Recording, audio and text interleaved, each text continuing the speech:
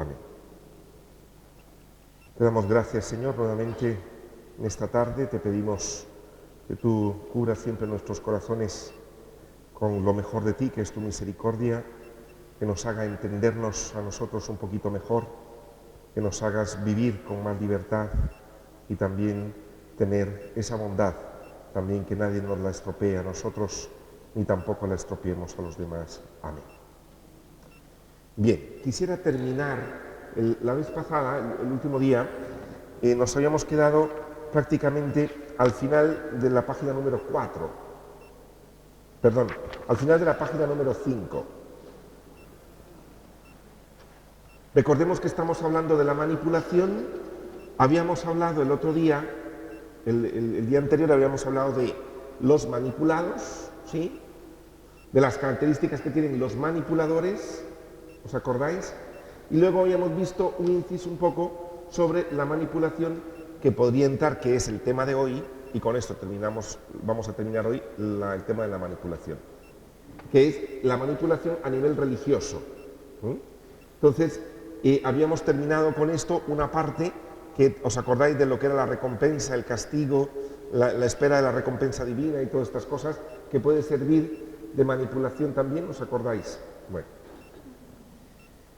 Hoy vamos a terminar esta parte, digamos, más general sobre la manipulación de cuando yo me siento manipulado. Yo quiero aclarar una cosa, porque hay algunas personas que me lo han preguntado. Recordemos que, claro, a partir de ahora se pueden disparar todas las antenas pensando en que cualquier cosa que me digan es manipulación, ¿sí? Recordemos los dos sentimientos básicos cuando yo siento que la otra persona me está manipulando y se está aprovechando de mí. ¿Cuáles eran? Miedo y culpa.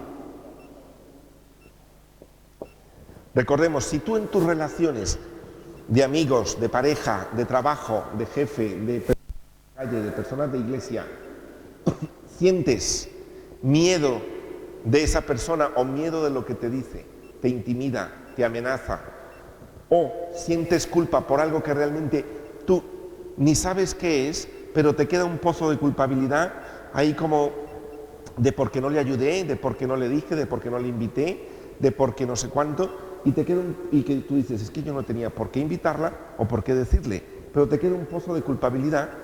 Esto es manipulación. ¿Me explico? A centrarnos un poco, si no podemos saltar por todo lado que cualquier cosa que me digas es manipulación. Pues sí, hay muchas cosas más, un poco más tarde. Bien. Aclarado esto, yo os ponía una pregunta ahí en la página número 4. ¿Qué puede hacer el manipulado para su liberación? ¿Por qué mantengo relaciones que me hacen daño o que me hacen invertir más a mí que a los demás? ¿Os acordáis del cuento de inicio? Es decir, yo me veo invirtiendo, haciendo las cosas. ¿Y por qué me mantengo ahí, en estos sitios? Os pongo ahí también cómo es que he llegado yo hasta ahí cuando en mi vida me prometí y deseé siempre ser libre, independiente, y aún lo deseo, pero me veo atado a una relación de amistad, a relaciones que me hacen daño. Lo primero es recordar.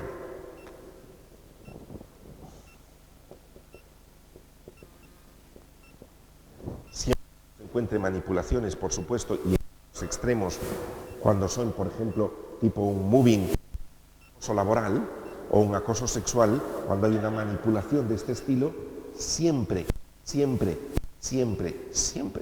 apoyar a la víctima, siempre. Aquí no se duda. ¿Por qué? Porque, claro, el contexto dice, bueno, por algo le habría hecho eso, por algo la ha gritado, por algo le pegó, por algo la tienen así, por algo está en esa... Mire, ese por algo es una justificación al agresor. El agresor nunca se justifica. ¿Sí? Entonces, por algo le pasó... Mire, claro, tuvo un acoso sexual, pero ¿quién la manda a llevar unas faldas hay que ver, ¿eh? No, mire, puede andar desnuda, da igual. Nadie tiene derecho a poner una mano encima de nadie. ¿Me explico? ¿Por qué? Porque estas cosas a veces hasta se comentan en casa. Es que hay que ver cómo viste. Mire, que vista como vista. Nadie tiene derecho a poner. Es que hay que ver, un jefe no tiene derecho a agredir a un empleado, sea verbal, sea sexual, sea físicamente. Lo mismo también con los niños en el moving, en el bullying de los niños, tampoco, ¿no? Es decir, por un defecto físico que tenga, por una situación que haya, nadie tiene derecho a burlarse. Por tanto, siempre, lo primero, del lado de las víctimas, siempre. Que esto es lo que ha hecho Jesús, siempre. Bien. Esto en casos gordos. Yo me siento víctima yo mismo, obviamente, de una situación, sea de una amistad, un amigo que siempre me reclama, que yo me veo siempre haciendo cosas para él, o la pareja, o me veo víctima de estas cosas más cotidianas, las cosas importantes, no echarme la culpa yo. Primero, no es, claro, yo soy el culpable porque es posible que tenga algo que ver, obviamente. ¿Me explico? Pero si yo me estoy sintiendo culpable o tengo miedo, estoy siendo víctima de una manipulación. Esto en cosas cotidianas, ¿sí? Lo primero es no echarme la culpa yo, sino también, pero sí preguntarme. Generalmente los seres humanos nos preguntamos, ¿y por qué me pasa esto a mí? ¿Y por qué siempre me pasa a mí? ¿Y por qué en todo sitio, en mi familia y en el trabajo y con los amigos me pasan cosas parecidas? ¿Por qué? La pregunta del por qué no vale la pena. La pregunta mejor es el cómo he llegado yo hasta aquí donde he llegado. La pregunta es el cómo. Por ejemplo, ¿cómo me dispongo yo delante de los amigos para que se aprovechen de mí? ¿Cómo me dispongo yo delante de mi pareja para permitirle que se aproveche de mí? ¿Cómo me dispongo yo delante de los hijos para permitir que se aprovechen de mí? ¿Me explico? No es preguntarme por qué se aprovechan de mí. ¿Cómo me dispongo yo? Algo haré. Esto no significa que la haga yo. ¿Me explico? ¿Sí queda aclarado esto? Es decir, no es que yo tenga la culpa, pero al menos es darme cuenta cómo me dispongo para no repetir las cosas. Y máxime si me estoy dando cuenta que me pasa con mis amigos, me pasa en el trabajo, me pasa en el supermercado, me pasa con mi familia, me pasa con mi marido, me pasa en la iglesia, y uno dice, algo tendré que cambiar yo. Los demás no van a cambiar. Es decir, soy carne de cañón, pero algo tendré que cambiar yo. Entonces, la pregunta es, ¿cómo me dispongo? ¿Sí? Bien. Y en la página número 6 os pongo también que hay que revisar un poquito la educación social que he recibido, la educación familiar también que he recibido. Es decir, hay familias donde se educa a las personas para ser aguantadoras. O hay algunos niños o algunos hermanos dentro de tal que se les carga porque son más buena gente, son más callados, su carácter es más tranquilo, y entonces a este hermanito se le carga y aprende a que a él se le carga. Entonces la familia me entrega un rol y yo lo cojo, el rol. Y entonces me veo haciendo el mismo rol en todo sitio. Si soy cuidadora de mis hermanos y de mi padre y de mi madre, llego a un grupo de la iglesia y soy cuidador de los del grupo de la iglesia. Y soy el que siempre termino haciendo las cosas también en el trabajo. Y soy el que siempre me dispongo. Me explico por qué, lo aprendí.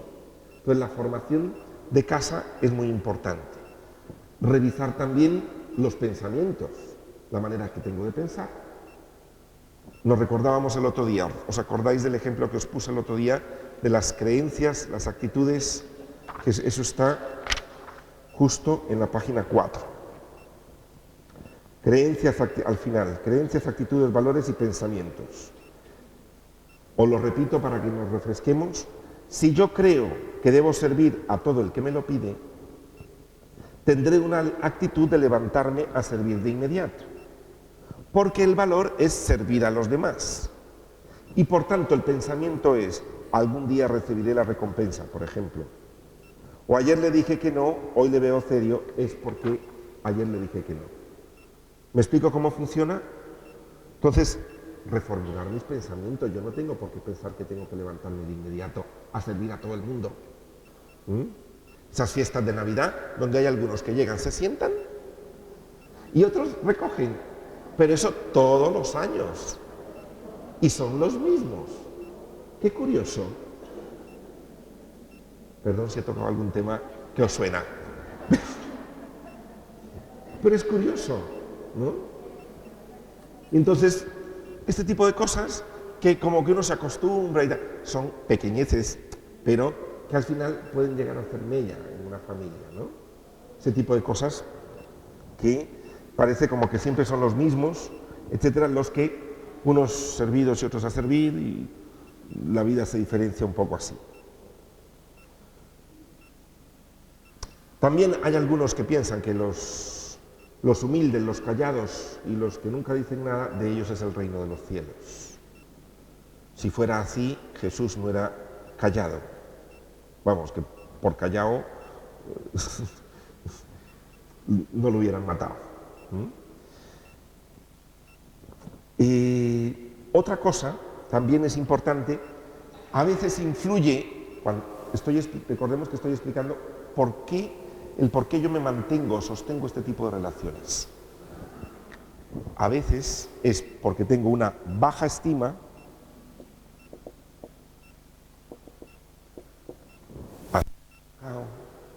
eso me toca vivir a mí en la vida, siempre ha sido así, total, que más da, yo no valgo para nada, yo soy la tal Zoila, ¿no?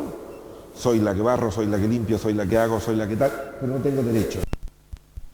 Entonces da la sensación, una baja estima, o también una sobrevaloración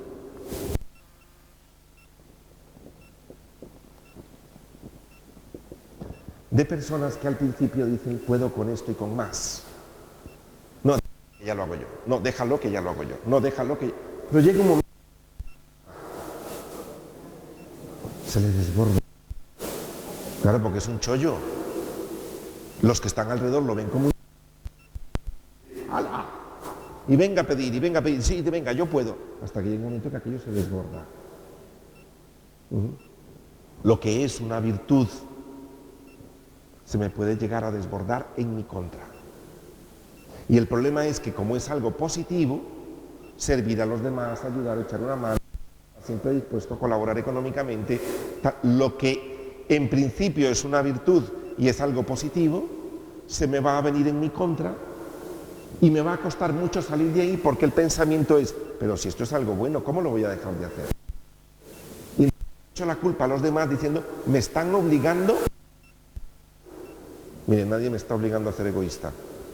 Lo que ojalá que pueda captar es que tengo que recoger un poco de velas. Está desbordando la cosa, pero eso es un mío. ¿Sí? ¿Me explico? Porque esto muchas veces nos trae problemas. También influye miedo al abandono, miedo a quedar sin protección por los demás, dificultad para aceptar que me he equivocado. Es decir, cuando uno tiene un amigo, una amistad de muchísimos años y hay muchos que le están diciendo alrededor que esta persona se está aprovechando, ¿no? Como romper esa amistad y decir, bueno, venga, seguimos el camino, como las dos del viaje, ¿no? De esto, venga, ya seguimos. Total, pero bueno, hay cosas que se pueden cambiar. Y por último, os pongo ahí a nivel personal, cuando ha habido abusos de violencia o abuso sexual, verbales o de evaluación de la persona durante su infancia, cuando las personas han sido muy castigadas, la mamá, el papá o quien haya hecho la función, que puede ser la tía o la abuela, lo devaluó, tú no vales nada, tú no sirves para nada. Es decir, e hizo intentos, hacía intentos de salir adelante, pero siempre se encontraba con que la bajaban mucho, esta persona aprende lo que se llama la indefensión aprendida. Es decir, por mucho que yo haga, las cosas no van a cambiar. Y entonces, aprendí a no defenderme, porque al principio lo intentaba y no funcionaba. Y entonces ahora resulta que, curiosamente, este tipo de personas a veces buscan parejas hasta agresoras. Sin quererlo, no es que lo busquen porque lo busquen, sino que coincide y entonces repiten el patrón. ¿Por qué? Porque aprendí a no defenderme. Se llama indefensión aprendida. ¿Sí? Máxime cuando ha habido situaciones traumáticas, o han recibido muchos golpes en casa, o han tenido situaciones donde no se pudieron defender y por más que hacían no daba resultado, aprendieron que en la vida cualquiera les puede pisotear y que él no tiene por qué hacer nada porque al final no va a dar resultado. Eso se llama en psicología indefensión aprendida, que es muy doloroso para las personas que lo padecen, y también sacarles de ahí también es duro. Entonces recordemos, es revisar pensamientos, creencias, si soy de los de una supervaloración o una baja estima. La educación religiosa que recibí también influye muchísimo, muchísimo. Una educación religiosa donde todo eso ya no te preocupes. Yo conocía una familia donde al hermanito le quitaban todo, todo, todo, para dárselo al hermano menor, porque es el niño, con la idea de que tú cuéntale cuando vienes a la iglesia, y esto es cierto, le contaba cuando iba a la iglesia que él era muy generoso con su hermanito, ¿ya? Entonces que Dios lo iba a premiar. Uno dice, esta es una formación religiosa, es decir, de aguanta, y claro, el otro con una tristeza se sentía desvalido, se sentía que a él no lo tomaban en cuenta, que él no era el preferido, que él tenía que desprenderse de todo. Entonces todas estas cosas confunden muchísimo. Bien, ¿hay alguna pregunta de esto?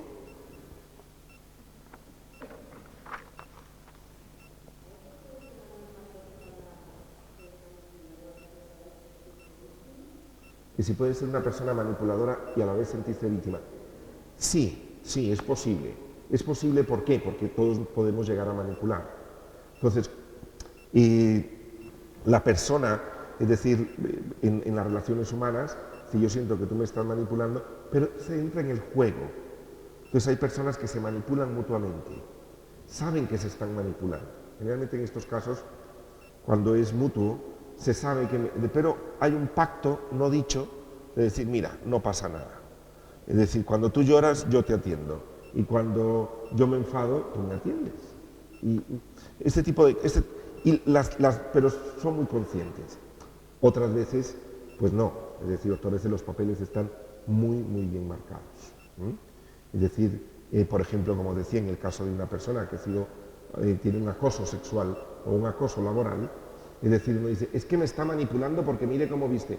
Mire, no, esto no puede ser. ¿Me explico? Eso ya le da demasiado retorcido para sacar una ventaja de donde no la apoyan. ¿Sí? Bueno.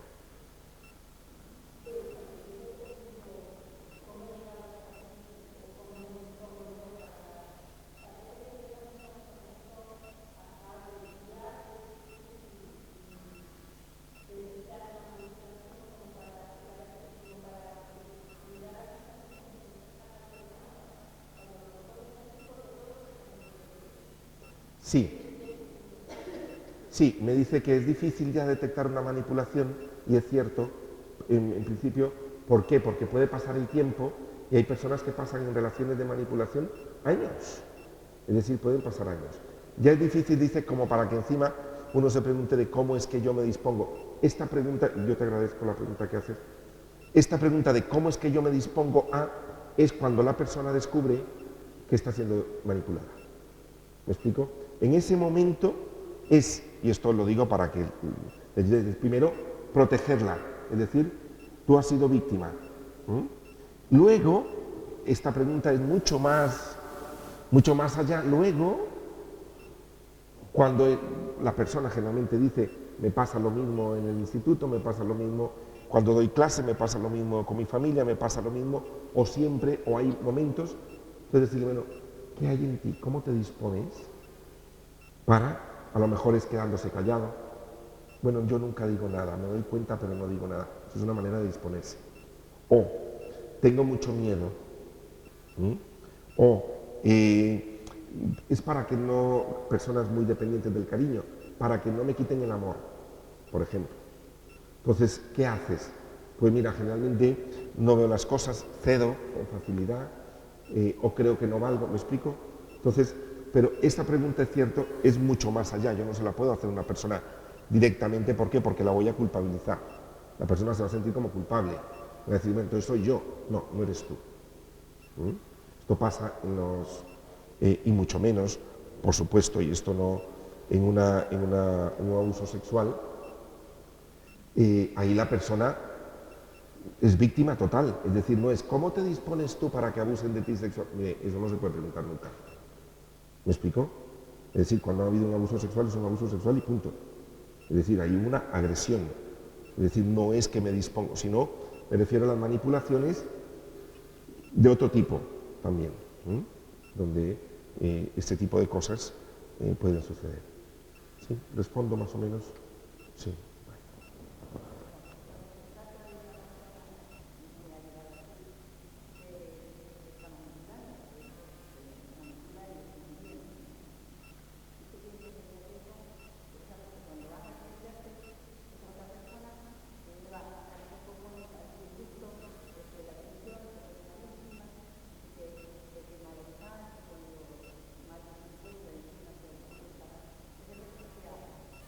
Ya, me pregunta de cuando una persona es muy manipuladora, uno se da cuenta de la manipulación y encima cuando uno quiere defenderse o ponerle un alto, la persona comienza a enfermar, se le sube la tensión, se va a urgencias, se no sé cuánto y tal. Este tipo de cosas pueden pasar y pasan. Yo las he visto de personas que pasan. Primero, si ya me doy cuenta que es una persona que manipula, ¿no? Ciertamente se le subió la tensión, hay que llevarla a urgencias. Pero yo no me voy a sentir responsable porque yo sé que esto es para atarme más. La tensión se le va a subir conmigo o sin mí, seguro. Cuando en realidad está siendo una persona que manipula muchísimo y entonces, claro, esto es más fácil cuando es una persona que, pero convivir en una misma casa con una persona así es muy difícil. ¿Ya? ¿Por qué? Porque por humanidad le voy a atender, pero la persona también se coge de esto. Entonces, cuando le vas a reclamar algo se marea. De este tipo de personas, ¿no? De que hacen una serie de cosas que uno dice, no se puede uno atender, y esto es muy difícil porque por humanidad se le atiende, sin embargo, también se le puede mostrar. De hecho, la persona, cuando manipula a nivel físico, hay una cosa que se llama la bella indiferencia. Se llama bella indiferencia, es decir, está enferma, pero está bien. Curioso, es decir, como está malísima, pero viendo una novela genial, llegas tú, y entonces uno dice, algo pasa aquí, ya, es curioso. No siempre, es decir, por eso hay que tener cuidado, porque cuando hay síntomas físicos, pues siempre atenderlos, es decir, obviamente, no es decir, mira, me están, pues no, primero atender los síntomas físicos, pero si me doy cuenta que hay una manipulación de por medio, al menos no atenderla más de lo que médicamente se establece. Es decir, hay pastilla y hay esto. Ese tipo de cosas, ¿no? Porque entiendo que no es fácil. Pero también por no sentirme responsable de todo lo que le pueda pasar. Bueno, bien. Vamos a empezar con la última parte, que con este tema ya terminamos, no sé si me dará tiempo de terminarlo hoy, pero con este tema terminamos el tema de la manipulación. Vamos a entrar en la parte de la manipulación religiosa, es decir, cómo puede haber la manipulación a nivel de la religión.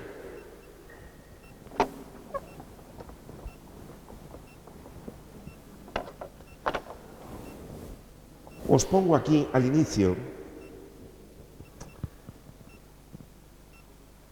que la religión puede presentar los mejores valores y hacer crecer a una persona o un colectivo de lo más alto, como también puede pervertir a una persona y a un colectivo en lo más bajo. Las religiones del mundo, no solo la nuestra, todas las religiones tienen un potencial, no tienen el poder, ciertamente, porque no tienen el poder, pero pueden colaborar para hacer construir un mundo maravilloso y muy humano o destruirlo. Y esto lo hemos visto a lo largo de la historia. Yo creo que esto no necesita explicación. Puede potenciar la propia identidad y también la puede aniquilar. Yo he visto personas que han pertenecido a grupos donde la misma religión les ha aniquilado y han salido con depresiones, con una ansiedad increíble, con una culpabilidad brutal, de grupos eclesiales. Entonces puede servir para cosas maravillosas y puede anular a una persona. Os lo pongo aquí porque esto lo pone Carlos Domínguez, que es un psiquiatra, y dice: desde la perspectiva psicológica se puede ver que ninguna otra dimensión cultural posea tal poder en la estructuración y potenciación de la propia identidad, y que ninguna otra haya mostrado tan fehacientemente su poder aniquilador y destructivo. Porque para esa misma identidad personal o colectiva. Puede ser a nivel individual o a nivel de grupo. Esto también lo hemos visto en sectas. Gente que manipulada, que se quitan la vida, o que creen que ya viene el fin del mundo, o que, en fin, este tipo, o que les extraen todo el dinero, ese tipo de cosas donde existe la manipulación. Por tanto, la religión puede servir para la salud psicológica o para la patología psicológica. Está al servicio de cualquiera de las dos cosas. Y en esto es lo que hay que tener cuidado. Vamos a ver nosotros 3 tipos de manipulación en la página número 2, y me gustaría que vieseis el esquema que hay aquí. Os dieron un esquema por aparte. No voy a leer lo que está abajo, simplemente el esquema de arriba. Vamos a movernos en un estilo, no voy a decir obviamente todos, un estilo de manipulación a nivel de pensamiento, de sentimiento y de acciones. Porque recordemos que las necesidades y los valores están al servicio de las otras 3. Por tanto, se puede manipular a nivel de pensamiento, a nivel de emociones y a nivel de acciones. En esto es lo que nos toca a nosotros ver precisamente el mandato principal nuestro como cristianos y nuestra religión judío-cristiana es: amarás al Señor tu Dios con todo tu corazón, con toda tu mente y con todas tus fuerzas, pensamientos, sentimientos y acciones, y al prójimo como a ti mismo. Entonces vamos a ver cuando el pensamiento, los sentimientos y las acciones se distorsionan y se puede llegar a manipular con ello. ¿Sí? Bien. Entonces pasamos a la página número 2. La introducción es esto que os he dicho. Vamos a ver el pensamiento, el sentimiento, las emociones y las acciones.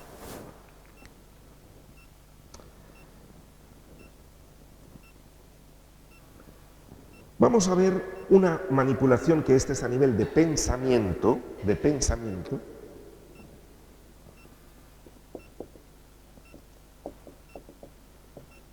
que es el fanático. ¿Habéis encontrado gente fanática de la religión? Sí, bueno, sí, pulula por ahí. Recordemos que la palabra fanático viene de fanum, que significa sagrado. Y es casi, como os pongo ahí, que a partir del siglo I, es como estar poseído por un fervor divino, delirante y frenético.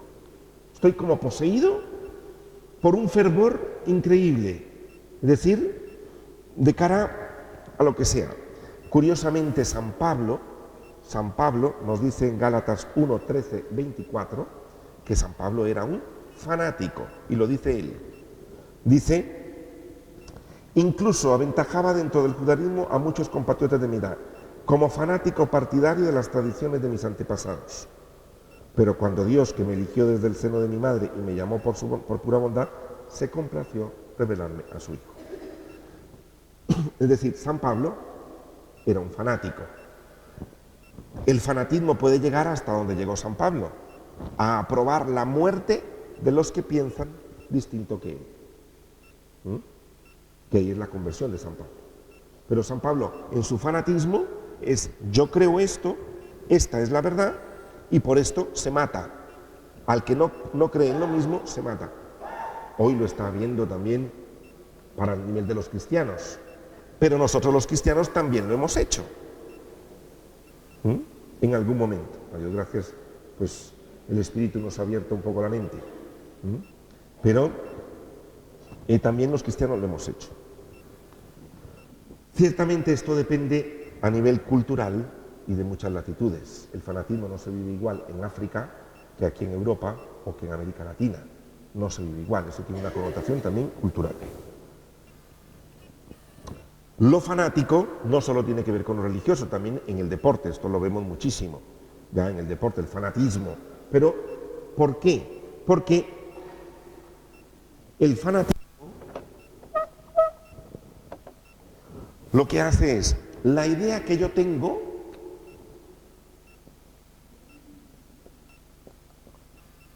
o la pertenencia, pero es más que todo con la idea, el pensamiento, la idea la cubro con un halo sagrado. Es decir, esto es la verdad y no hay nada más fuera de ella. Es decir, hay un halo sagrado. Hay un halo sagrado y entonces encontramos precisamente que esto puede ser para una persona muy progre, ¿ya?, de iglesia muy progre, o también para alguien muy conservador. Hay fanáticos muy conservadores y hay fanáticos muy progres. ¿Sí? ¿Los conocéis? ¿Algunos? También. Es decir, de distinguir se distinguen. Puede ser a nivel religioso, a nivel político, a nivel familiar, a nivel litúrgico, a nivel de deporte. Le pone un halo sagrado que absolutiza. Se hace más grande la idea que tengo, la idea que yo tengo, la hago grande, más grandioso que hacer. En el deporte, por ejemplo, tú le preguntas a un madridista y dice, como el Madrid, nada. Y le preguntas a uno del Barcelona y dice, nada. Se le pone un halo sagrado, es intocable. A nivel religioso, vamos a ver, el fanatismo hace daño. Político, religioso, social, litúrgico, deportivo, hace daño. ¿Cuál es una de las cosas interesantes? Yo tengo una idea, yo la hago grande. Si la idea que yo tengo es grande, yo soy grande porque pertenezco a un grupo muy importante. Pertenezco a un grupo donde se pertenece y los que no pertenecen al grupo religioso no han conocido a Dios de verdad, todos deberían pertenecer a este grupo. Qué pena que tú no estás en este grupo. Tratan de conseguir adeptos constantemente al grupo, porque el grupo es la salvación. Y entonces, claro, esto a nivel personal, pero a nivel colectivo es, el colectivo es grande, tiene un halo sagrado, se hace más grande de lo que es, por tanto, los que estamos aquí somos grandes. Y en esto se defiende por las ideas. Aquí está la distorsión del pensamiento. Os ponía ahí que hay un dicho que dice cuando la limosna es mucha, hasta el santo desconfía. ¿Ya? Y cuando le echan mucho al santo, el santo dice, a ver qué quiere. ¿Ya? Entonces es un engrandecimiento de la idea que cree y por tanto él es grande, porque él está en un grupo o pertenece a un sitio donde la gente es grande. Es decir, eso es un gran grupo, un gran grupo, y por tanto se pertenece a lo que se es. Si no está en mi grupo no conocen a Cristo. Esto puede llevar una de dos: o a adherirme directamente, son gente que se adhiere al grupo, o también un fanatismo puede ser que te convierta en rebelde. Los rebeldes también son fanáticos, porque el fanatismo no es solo para adherirse, sino también para estar en contra de. Entonces, en esto sirve, nos damos cuenta que el fanatismo sirve para conservadores y para los más amplios. Sirve para estar a favor o para estar en contra. ¿Sí? Bien. Quien no pertenece al grupo, quien opina distinto del grupo, o quien se quiera salir del grupo, es mal visto. Si usted se va a salir de este grupo, qué pena, no va a encontrar a Dios. Si usted se va de este grupo, qué pena, pero usted deja la misión que Dios le encomendó. ¿Y usted? La iglesia es mucho más amplia que un grupo, por Dios. ¿Con que hasta fuera de la iglesia hay salvación? No vamos a pensar que fuera de un grupo no hay salvación. Y a veces pensamos, y esto es el fanatismo, los grupos procuran cultivar que sus adeptos estén dentro, porque entre más seamos y hagamos la idea más grande eres tú y más grande somos todos. Y además nos creemos dueños de la verdad. ¿Por qué? Porque esto, recordemos que es distorsión del pensamiento. La idea en que creemos se hace muy grande. ¿Sí? Bien. Por tanto, como dice ahí, Dios queda reducido a un aliado fanático que devora la divinidad, necesita apropiarse de ella, conjura las diferentes amenazas o diferencias. El que es diferente o piensa diferente se le mira mal. Un fanático te va a ver mal cuando tú le contestas de que no crees en lo que él cree. Bueno, ya eso ya. O que no está de acuerdo. Si pega 2 saltos, colocas aquí. Y dice, yo puedo ofertar lo que yo he encontrado de Dios. Yo puedo ofrecer, mi experiencia es esta, pero es tan válida como la tuya. Porque la acción de Dios no depende del grupo, depende de la apertura de los corazones. Bien. El iluminado. Vamos a ver el iluminado. Que esto toca la otra parte, que es la emoción. Es una distorsión. Es una distorsión de la emoción. El iluminado es una persona que se siente como en unidad perenne con Dios. Unidad perenne con Dios. Cuenta siempre con estados divinos a su gusto. Es decir, parece como que él cuando quiere invoca y ¡bum! Aquello como aparece, ¿no? Una cosa muy... como que parece como que es muy escogido. Por otro lado, exhibe muchísimo lo que Dios le regala. Según él, Dios le regala estas cosas. Esto sucede en muchos grupos pentecostales o en la renovación carismática puede suceder, por ejemplo, o en otros sitios también, o también en grupos que no necesariamente tienen que ser muy floridos, pero sí también personas que dirigen grupos que se sienten iluminados, son los que Dios le dice y todo el mundo sigue al gurú porque a él le habla y el otro ahora me comunica, o ese tipo de apariciones de la Virgen, estas cosas, ¿no? A las 4:30 tal día, y me dice, ¿qué cálculo, bendito sea Dios? Bueno, este tipo de cosas que anda la persona hasta encandilada, es decir, se siente iluminada, pero más que iluminada es encandilada. Es decir, mira mucha luz, pero no ve nada más alrededor. Son personas que sienten esto, que tienen revelaciones, visiones, apariciones, profetizan y exhiben. Que esto todavía existe, es decir, esto se da todavía en ciertos grupos, personas que son como los iluminados, los que entran a un grupo y lo van a cambiar porque ese grupo no sirve. Son los que creen que... entonces, personas que llegan a profetizar, porque ahora en este momento me está viniendo a mí una revelación de Dios y dice que... Aquí en España ha habido apariciones de la Virgen donde la gente va a escuchar a esa hora lo que la Virgen les está diciendo a la gente y uno dice, bendito sea Dios, que contradice al Papa y al Magisterio, pero eso no importa, lo dijo la Virgen, está en contra de la Iglesia, no pasa nada. Qué pena, ¿no?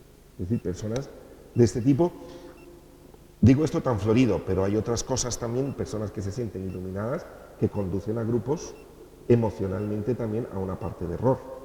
¿Sí? Bien.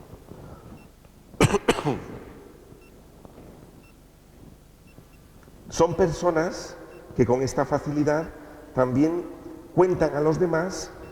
Les es difícil a estas, como tienen una unidad perenne todos los días con Dios, cuando caen de bajón espiritual, les es difícil reconocerlo, pero cuando caen, dicen que así como Dios les revela cosas, lo que están sufriendo, claro, porque daros cuenta nuevamente, si aquí se engrandece la idea, aquí se engrandece el sentimiento, la emoción.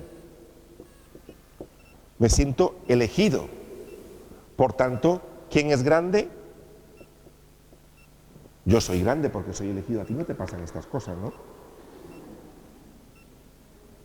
¿A ti te ha pasado que en la cocina, cuando estás cocinando, de repente sientes una iluminación, vas a la palabra de Dios, la ves y dices, ahí está, si esto es lo que tenía que decirle? Claro, y tú te quedas con cara diciendo, qué pena. No, pero claro, los elegidos somos pocos, poquísimos. Entonces, personas que se encargan de decir cosas en nombre de Dios que Dios no está diciendo en ningún momento. Y si alguien sufre, son ellos. Y además lo explican que el demonio los tienta. Es decir, este sufrimiento y este padecimiento es de parte del demonio. Porque claro, una persona que está tan en comunicación con Dios, el demonio la tiene que zarandear de algún modo, entonces por eso le manda estas enfermedades. O este bajón que tengo ahora, pues todo lo comunica con el demonio. Entonces claro, es muy especial porque ella o le pasan cosas terribles, que la hacen especial, o la pasan cosas divinas, que la hacen todavía más especial. Entonces son personas muy especiales, que comunican cosas. En esto me contaba a mí una persona de un grupo, esto que a veces, que esto lo frenaban un poco, ¿no? Que a veces había gente que decía, hoy estuve en oración y el Señor me dijo tal cosa para ti. Entonces, como sabían que era una persona a veces a lo mejor que de estas que manipula un poco, le decían, ¿a qué horas te lo dijo? Y dice, esta mañana. Y dice, pues yo esta tarde he orado y me he hecho lo contrario. Eso me lo contaba una persona que pertenece a un grupo donde puede haber personas de este tipo. ¿Ya? Pues fíjate qué curioso, pues yo esta tarde ahora, pues justo lo contrario. O sea, como que aquí, ¿no? ¿Por qué? Porque hay personas que, y esto es manipular. Otra cosa de la manipulación, el tercero, es la ley. Que vamos con las acciones. Amarás al Señor con todo tu corazón, con todo tu pensamiento, con toda tu mente y con todas tus fuerzas. Por tanto, no se ama a Dios con todo el corazón, con todas tus fuerzas y con toda tu mente cuando existe este tipo de manipulación. ¿Sí? Entramos a lo más normalito, más común y corriente que se puede encontrar en los sitios mundiales del catolicismo o del cristianismo, que es la ley. Los que se aferran a la ley, que no tienen un problema, hombre, todo se junta, no es que esté separado, pero tanto con acción, emoción y pensamiento, pero hacen el énfasis en el problema lo tienen en las acciones. Son personas que tienen una idea santa, son personas que creen más en la norma, son personas muy rígidas, donde aquí dicen el Evangelio, aquí dicen la Biblia, esto dice no sé cuánto, esto dice la Iglesia, esto es pecado, esto no es pecado. Personas que andan con el dedo muy, señorita Rottenmeier, eclesiales. Para que nos entendamos así un poquito con humor. Que son señoritas Rottenmeier que andan de la iglesia. Y cuando digo señorita no quiere decir que solo sea femenino, es masculino y femenino, los hay de todo. Esto crea mucha culpa, son personas muy rígidas consigo mismo, evitan cualquier cosa que les dé placer, cualquier cosa, son las personas drásticas, duras, de ayunos, de abstinencias, de no sé cuánto, de esto, con un rictus muy fuerte, con una templanza muy grande, etc. Es decir, son personas y que andan con la ley en la mano, a ver quién falla, porque ellos poco fallan. ¿Quiénes son estos? Como nos dice el Señor en el Evangelio, los fariseos. El fariseísmo es otra manera también de manipulación, pero el énfasis está puesto en ¿qué? ¿Por qué en las acciones? Porque depende de lo que tú hagas y de tu esfuerzo, la salvación que tengas. Depende de la salvación que tengas. También están muy adheridos a la institución, generalmente, sacralizan el sufrimiento, a mayor sufrimiento más gloria a Dios, y por tanto si se puede machacar a una persona o decir a una persona que aguante una manipulación, por ejemplo, como las que veíamos antes, porque eso la purifica, ¿ya? Cuando en realidad Jesús, si estuviera ahí, lo hubiera sacado, porque Jesús opta por las víctimas, nunca las machacan más de lo que están, nunca. Entonces llegar a pensar de que ese sufrimiento, usted no. Pero hay personas que todavía piensan así. Este tipo de personas tienen una superioridad moral. Claro, soy mejor que los demás porque yo logro renunciar a ciertas cosas mundanas que los demás se dan ciertas licencias, que no son pocas, y esas licencias que se dan, muy malo. Esas personas tienen un enfado por dentro brutal. Están deseando hacer lo mismo que los otros, pero así. No significa que tengan que hacerlo, pero al menos que lo viva con paz interior. La ascesis o la exigencia que tienen una exigencia tan alta que se hacen daño a ellos y le hacen daño a los demás. Porque andan exigiendo y promoviendo un reino de Dios desde aquí y manipulan desde ahí. Se manipula la fe desde ahí. También hay personas, me encontré esta frase de Shakespeare que me gustó mucho, dan al culto más grandeza que a Dios. Personas muy rígidas, muy cumplidoras, muy todo, ceremonias preciosas, impecables, poca emoción, a Dios se le ve poco. La grandeza es más para el que luce todos los atuendos. El Papa Francisco ha dicho que Dios no se fija precisamente, de hecho, todas las ropas que se llevan en las ceremonias se llaman ornamentos, son adornos. Y hay personas que ponen más énfasis ahí que en la vivencia de como que si no hay una rigidez litúrgica, y como pongo yo aquí, es necesario, es importante, claro que sí. Lo es. Pero cuando el énfasis se pone ahí, es como que si es un requisito para que Dios se haga presente en la comunidad. No. Dios se hace presente independientemente de. ¿Sí? Bien.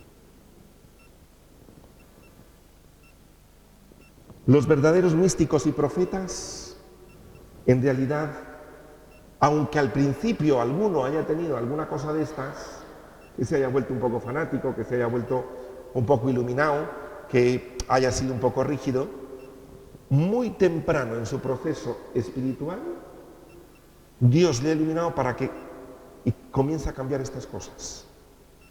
El verdadero profeta y el verdadero místico, un contacto con la realidad muy bueno. Contacto, y eso por eso lo ponía en el diagrama, contacto con la realidad. Es decir,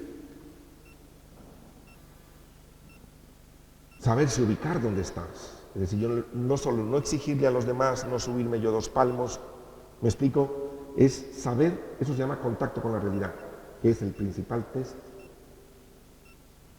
a nivel de psicología. ¿Cuánto contacto con la realidad tiene esta persona? Os lo pongo en el extremo. Un psicótico no tiene contacto con la realidad. Entonces va desde me acepto como soy, me siento incómodo como soy, me gustaría ser Batman y creo que soy Batman. El que cree que es Batman no tiene contacto con la realidad. ¿Me explico? Entonces, hay gente que se cree cuando ya no hay... ¿Por qué? Porque se levantó de la realidad. Ya no es él, no es un ser humano como tú y como yo, sino es otra cosa. Entonces, una cosa es estar a bien como estoy, ser yo. A algunos les gustaría ser otro. Hay gente que lo intenta y otro que se lo cree. Hay gente que yo soy yo y estoy en un camino de crecimiento en la santidad. No me creo que soy santo ahora. ¿Me explico? Pero el contacto con la realidad, esto sirve para todo, pero es de las principales cosas para saber entre lo neurótico y lo normal y lo psicótico. Un psicótico está fuera de la realidad. Cree que es dueño del mundo, que los planetas le hablan, está fuera de la realidad. Pues este tipo de cosas, bajándolo a lo común, lo podemos encontrar también. Luego, para terminar, que a lo mejor os robo unos 2 minutitos más, 6 minutos, pero quisiera terminar. Bueno, ahí tenéis una parte de esto. Y os pongo aquí al final de la página número 5. También son manipulación religiosa. Cargar la conciencia de las personas en la confesión, en las prédicas o en la dirección espiritual. Es decir, una persona que se va a confesar o tiene un director espiritual y le cargan la conciencia, y cargar la conciencia significa que no le respetan lo que usted puede llegar a ver o no ver, sino le dice, bueno, sí, todo está bien, pero usted se tiene las consecuencias porque tal y tal. Usted sale ahí cargado, porque no le respeta algo, al final, la conciencia y Dios. En resumidas cuentas, al final llega esto. Le pueden aconsejar, le pueden decir, pero cuando usted se sienta presionado por ciertas cosas, incluso al matrimonio, es decir, personas que se ven presionadas al matrimonio, pues no se puede cargar la conciencia de la gente. Manipular a Dios por recompensa o castigo, esto lo vimos el otro día. Interrogaciones indiscretas en el confesionario. Y dice el Código de Derecho Canónico, al interrogar el sacerdote debe comportarse con prudencia y discreción, atendiendo a la condición y edad del penitente y tampoco preguntar sobrenombres de personas.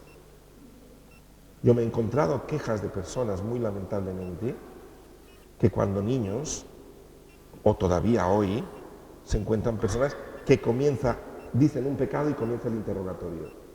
¿Y cómo? ¿Y cuándo? ¿Y dónde? ¿Y con quién? ¿Y quién estaba? ¿Y solo esa vez? Y tal.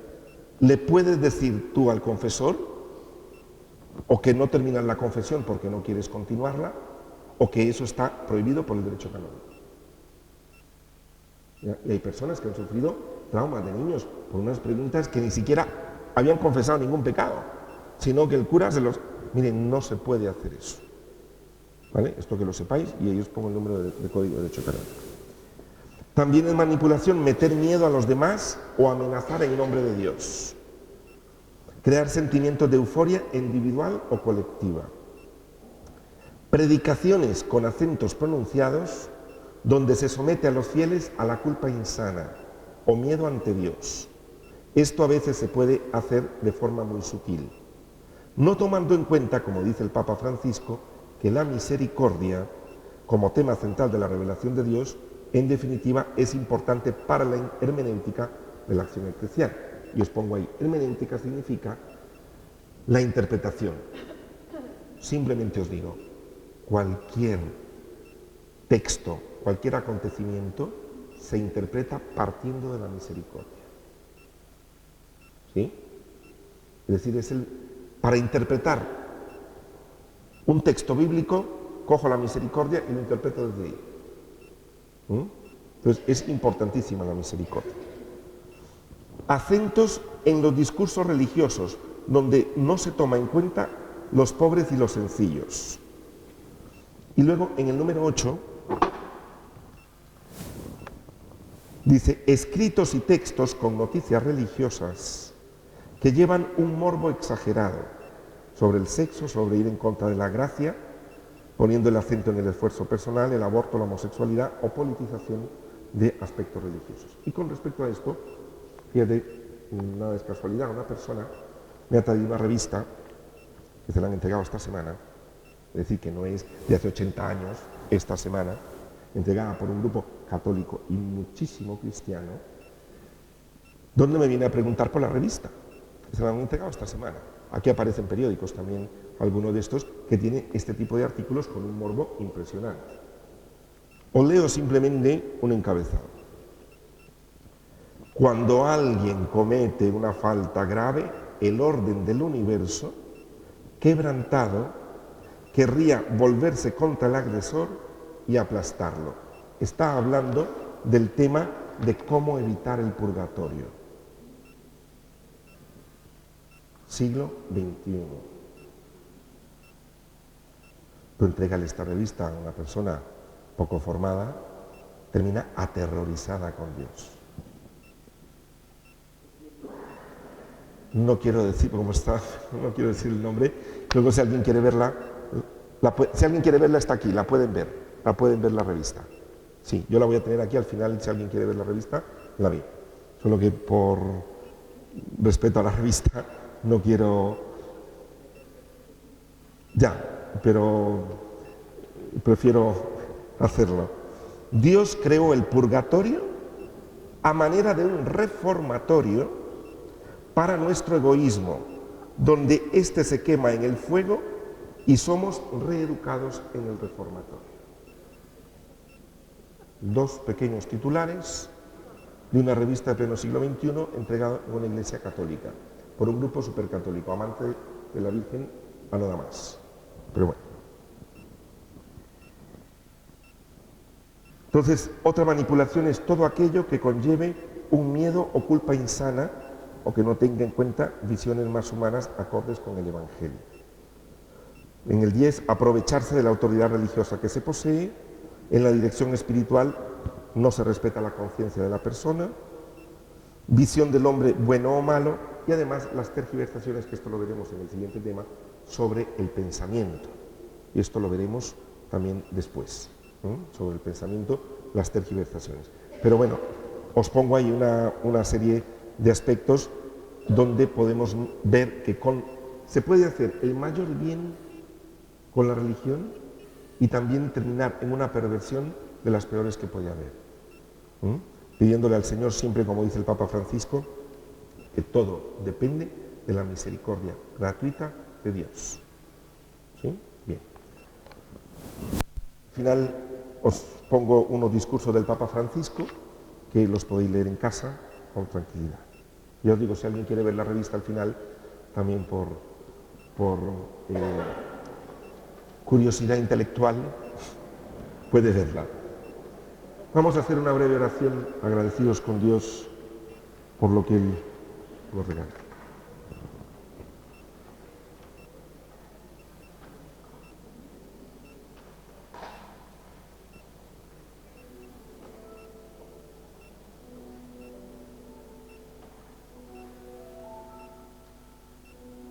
Señor Jesús, quiero darte gracias, Señor. Qué bueno saber, Señor, que eres misericordia gratuita.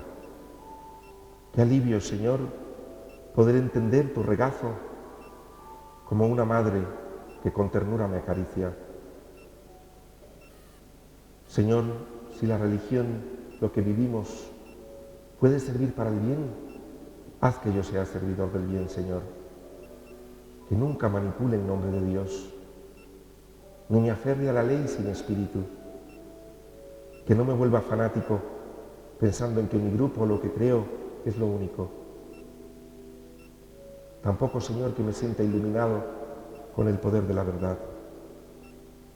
Gracias, Jesús, porque tú nos ayudas a todos nosotros a caminar de la mano. Todos somos iguales, nadie es más grande que nadie, porque el que nos hace grandes eres tú, a todos como hijos en el amor.